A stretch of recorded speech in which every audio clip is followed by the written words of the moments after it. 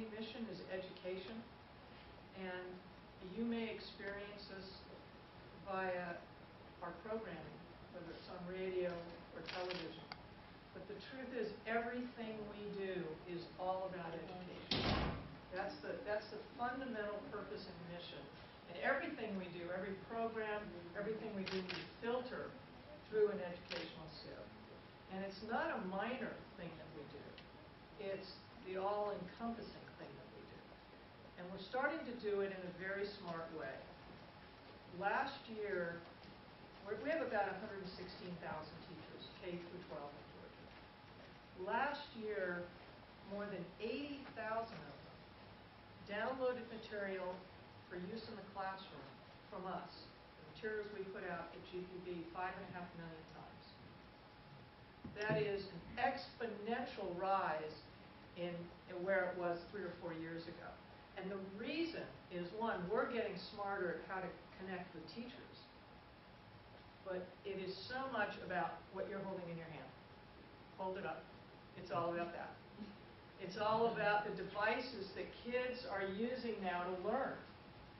And in many ways, the product that we have at GPB is so much more interesting and valuable now because it does speak to the way kids are learning. So they download pictures, they download documentaries, they download sound effects, they download full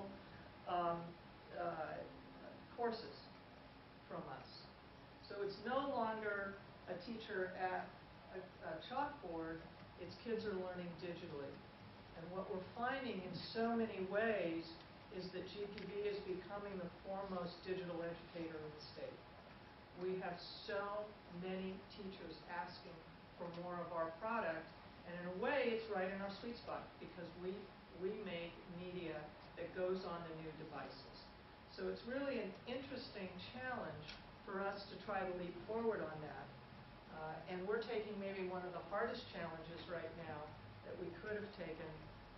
We got a grant to write the first digital history textbook, and it will be geared towards 8th grade students that take Georgia history.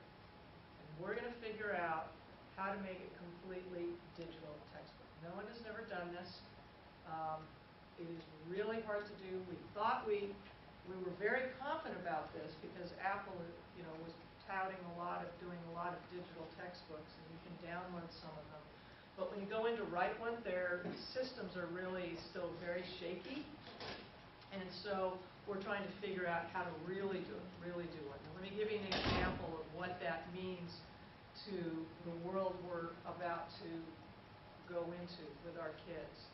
So on a book, they open up the textbook and they see a picture of the world, and the book is trying to teach them about latitude and longitude. And they look at where Georgia is on this flat page about latitude and longitude. Well, if it was my kid, she would just go, she just, like, how dull. It would have no excitement to her, and therefore maybe not connect to her.